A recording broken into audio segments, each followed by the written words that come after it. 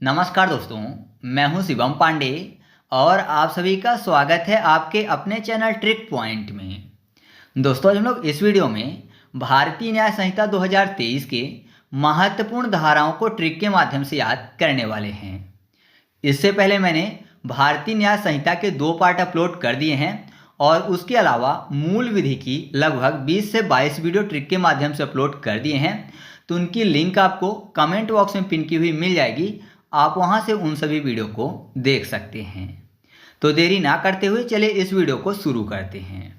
तो सबसे पहले बात कर लेते हैं बीएनएस की धारा 33 की, जिसमें तुच्छ अपहानि यानी मामूली नुकसान पहुंचाने वाले कार्य की बात कही गई है। अर्थात ऐसे कार्य जिससे किसी व्यक्ति को मामूली नुकसान पहुंची हो यानी तुच्छ अपहानि हुई हो, उसको बीएनएस की धारा 33 के अंतर्गत अपराध नहीं माना जाएगा, बशर्ते वह कार्य जानबूझकर गंभीर नुकसान पहुंचाने के इरादे से नहीं किया गया हो। मतलब कि किसी व्यक्ति द्वारा जानबूझकर गंभीर नुकसान पहुंचाने के इरादे से कोई भी कार्य नहीं किया गया है, तब किसी को मामूली नुकसान पहुंचा है तो उसको अपराध नहीं माना जाएगा। उदाहरण के लिए, गलती से धक्का लगने पर मोबाइल का गिरकर खरोच जाना यानी मोबाइल में खरोच आ जाना, या फिर व्यक्ति गिर गया तो उसको थोड़ा सा खरोच आ गया, तो यह अपराध नहीं माना जाएगा। या फिर मान लीजिए क्रिकेट खेल रहे थे और गलती से क्या हुआ, बॉल लग गई तो मामूली चोट पहुंच गई, तो उसको भी अपराध नहीं माना जाएगा बीएनएस की धारा 33 के अंतर्गत। तो कैसे याद रखेंगे, यहां पर देखिए तुच्छ अपहानि लिखा हुआ है। तुच्छ में 6 शब्द मिल जाएगा और अपहानि में हानि, मतलब 6 को हानि पहुंचाना, नुकसान पहुंचाना। तो आपको पता है 6 अंक लिखा हुआ है, उसको हानि कैसे पहुंचा सकते हैं, उसको तोड़कर। तो नॉर्मली किसी भी चीज़ को तोड़ते हैं तो बीच से तोड़ते हैं, तो 6 को हानि पहुंचाएंगे, तोड़ेंगे तो बीच से टूटेगा, मतलब 3 3 हो जाएगा, है ना। 3 3 6 होता है, तो 6 को हानि पहुंचाया तो 3 3 हो गया, 3 3 मतलब 33। तो याद रखिएगा कि भारतीय न्याय संहिता की धारा 33 में तुच्छ अपहानि यानी मामूली नुकसान पहुंचाने वाले कार्य की बात कही गई है। फिर अगला है बीएनएस की धारा 34, जिसमें प्राइवेट यानी निजी प्रतिरक्षा में किए गए कार्य की बात कही गई है। आत्मरक्षा में किया गया कार्य अपराध नहीं माना जाएगा, बशर्ते वह कार्य उचित सीमा में किया गया हो। उदाहरण के लिए, मान लीजिए कोई व्यक्ति किसी व्यक्ति के ऊपर हमला कर रहा है, तो हमला करने वाले व्यक्ति को अगर धक्का देकर कोई दूर हटाता है तो यह अपराध नहीं माना जाएगा।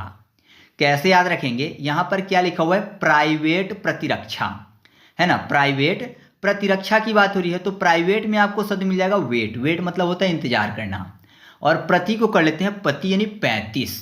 तो 35 का वेट कर रहा है, तो जाहिर सी बात है 34 रहा होगा, तब 35 होने का वेट कर रहा है कि जल्दी से 35 हो जाए। मान लीजिए आपकी ये 34 है, तो आप वेट कर रहे हैं किसी भी चीज़ का, तो जाहिर सी बात है 34 से 33 तो होंगे नहीं, वेट कर रहे हैं आप 35 होने का। तो यहाँ पर वेट हो रहा है 35 का, क्योंकि 34 है, तो धारा 34 में प्राइवेट प्रतिरक्षा में किए गए कार्य की बात कही गई है।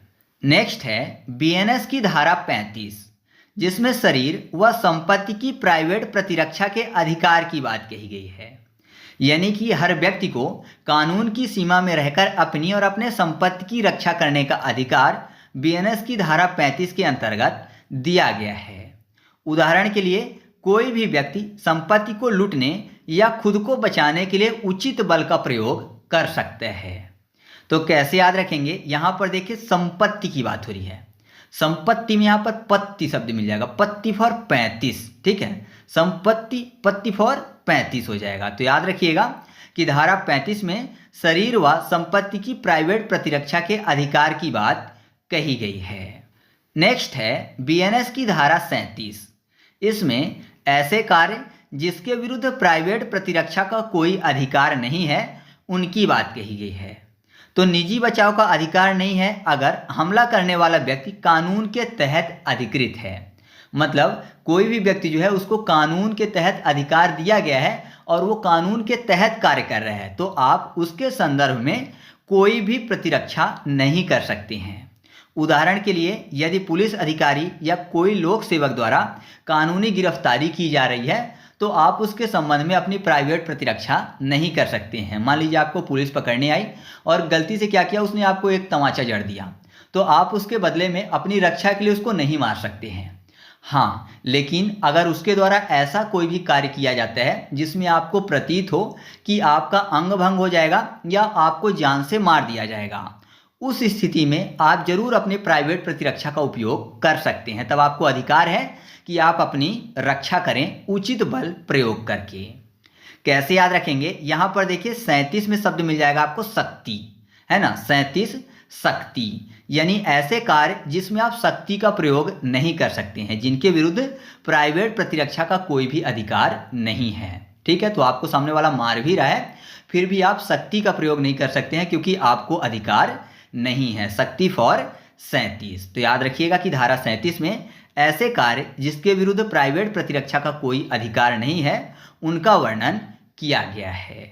नेक्स्ट है बीएनएस की धारा 44, जिसमें घातक हमले के विरुद्ध निजी प्रतिरक्षा का अधिकार है जबकि निर्दोष व्यक्ति को नुकसान होने का जोखिम है। यानी मान लीजिए कि आप अपनी रक्षा के लिए क्या करते हैं कि आपके ऊपर घातक हमला होता है तो आप अपनी रक्षा के लिए गोली चलाते हैं और वह गोली किसी निर्दोष व्यक्ति को लग गई और वह व्यक्ति जो है घायल हो गया, तो आप जो है अपराधी नहीं माने जाएंगे। लेकिन इसमें आपको एक बात ध्यान रखनी है कि सुरक्षा तो कर सकते हैं लेकिन अत्यधिक बल का प्रयोग नहीं कर सकते। मतलब ऐसा नहीं है कि आपके ऊपर हमला हो रहा है तो आप सभी हमला करने वालों को मार दें, है ना। तो अत्यधिक बल का प्रयोग नहीं कर सकते हैं, केवल और केवल अपनी सुरक्षा कर सकते हैं। और सुरक्षा करने में अगर किसी निर्दोष व्यक्ति को नुकसान पहुंचता है तो आप अपराधी नहीं होंगे। उदाहरण के लिए ऐसा समझिए कि आत्मरक्षा के लिए गोली चलाने से निर्दोष व्यक्ति घायल हो गया तो अपराध नहीं माना जाएगा। ठीक है, कैसे याद रखेंगे? यहाँ पर देखिए घातक हमले की बात हो रही है।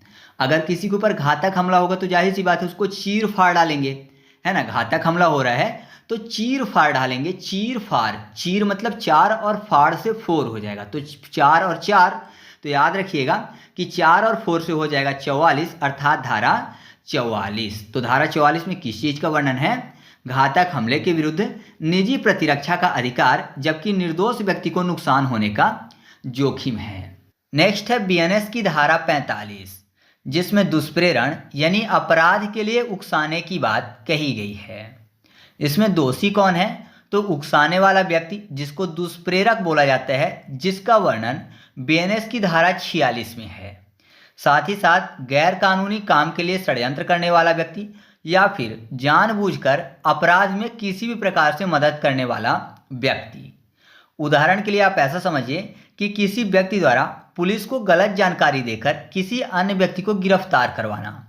मान लीजिए कि कोर्ट ने आदेश दिया ए नाम के व्यक्ति को कोई बी को पकड़ के लाना है, लेकिन सी यह जानते हुए कि डी बी नहीं है फिर भी उसने डी को पकड़वा दिया बी की जगह। तो यहाँ पर अपराधी कौन होगा? तो वह कहलाएगा सी, क्योंकि सी ने क्या किया? बी की जगह डी को गलत जानकारी देकर पकड़वा दिया। ये जानबूझकर किया गया कार्य था, इस कारण से अपराधी होगा सी। यहाँ पर देखिए कैसे याद रखेंगे, यहाँ पर 45 में आपको शब्द मिल जाएगा 45, यानी पिता की बात हो रही है। दुष्प्रेरण मतलब क्या होता है? अपराध के लिए उकसाना। और 46 में मैंने आपको बताया कि दुष्प्रेरक की बात कही गई है। दुष्प्रेरक मतलब होता है अपराध करने के लिए उकसाने वाला व्यक्ति, यानी जो उकसाने वाला व्यक्ति होता है वो क्या कहलाएगा? दुष्प्रेरक कहलाएगा। और अपराध करने के लिए मतलब जिस काम को करने के लिए उसने उकसाया है वो कार्य कहलाएगा दुष्प्रेरण।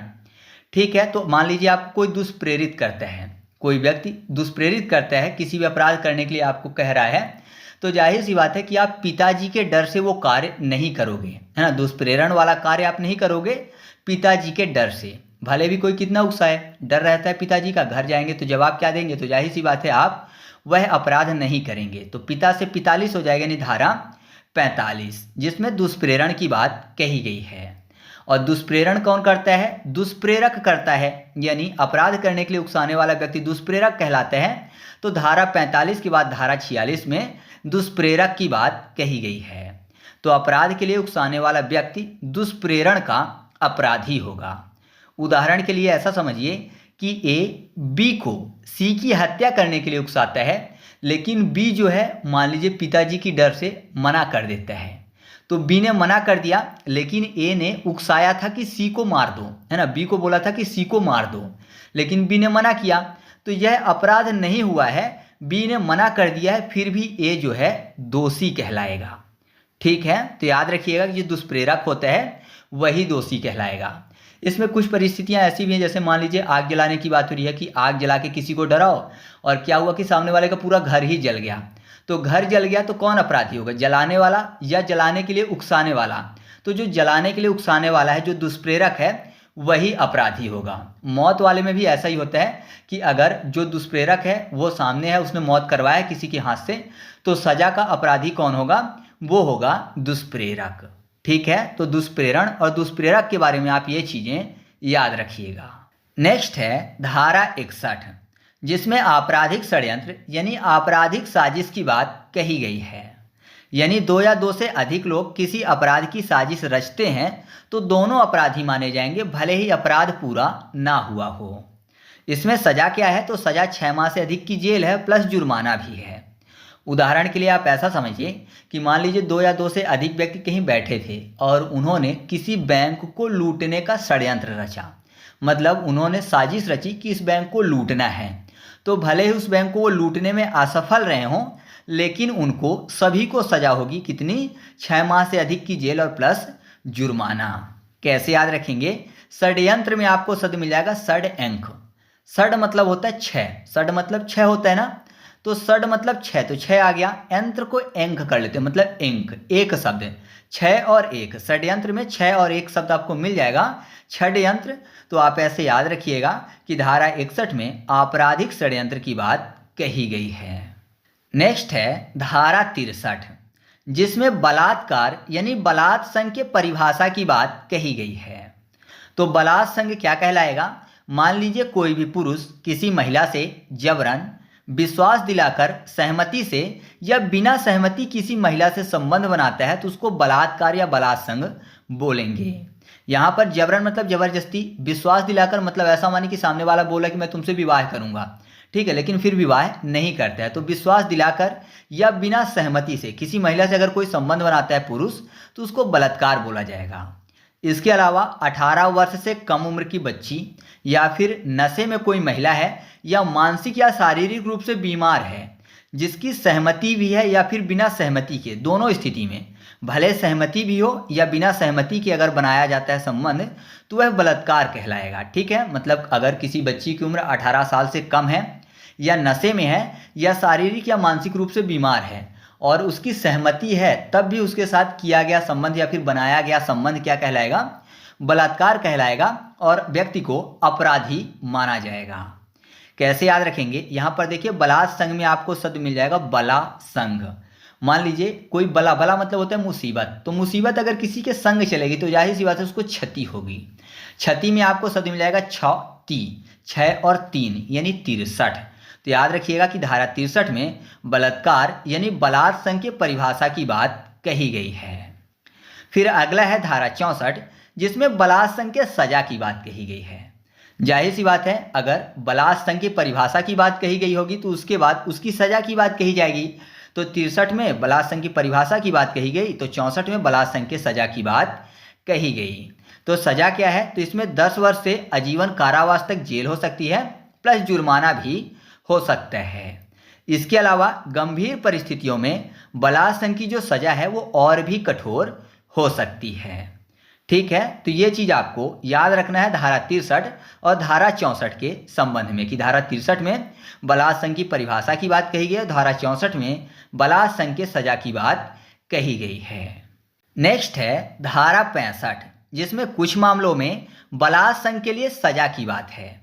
मतलब कि कुछ मामले ऐसे भी हैं जिसमें बलात् संघ की जो सजा है वो काफ़ी ज़्यादा कठोर है। जैसे कि नाबालिग बच्ची के साथ अगर बलात् संघ होता है तो मृत्युदंड तक की सजा का प्रावधान है। मृत्युदंड की जो सजा का प्रावधान है वो कुछ परिस्थितियों में और है। जैसे मान लीजिए अगर किसी के साथ बलात् संघ किया गया है और उसकी मृत्यु हो जाती है तब मृत्युदंड की सजा का प्रावधान है, या फिर मान लीजिए कि ऐसी कोई गंभीर बीमारी हो जाती है जिसके साथ बलात् संघ किया गया है तब भी उसको मृत्युदंड दिया जा सकता है। कैसे याद रखेंगे, यहाँ पर देखिए मामले की बात हो रही है, मामला और बलात् संघ। तो कुछ मामला सेटल करने की बात हो रही है बलात् संघ में, तो ऐसा माने कि पैसा देकर बलात् संघ को सेटल करने की बात हो रही है कि केस ना लगाया जाए। तो पैसा देकर मामला सेटल करने की बात हो रही है। तो याद रखिएगा कि धारा 65 में कुछ मामलों में बलात्संग के लिए सजा की बात कही गई है, जिसमें मृत्युदंड तक का प्रावधान रखा गया है। अच्छा, आप कमेंट करके बताइएगा कि ऐसा कौन सा केस था जिसमें यह कहा गया था कि बलात्संग के मामले में जो कॉम्प्रोमाइज है वो वैध नहीं है, मतलब समझौता जो है वो वैध नहीं माना जाता है। ऐसा किस कोर्ट के निर्णय में कहा गया था? मैंने आपको पहले ही महत्वपूर्ण न्यायिक निर्णय ट्रिक के माध्यम से याद करवा दिए हैं। नेक्स्ट है धारा 68, जिसमें अधिकार प्राप्त व्यक्ति द्वारा संभोग किया जाना एक अपराध माना गया है।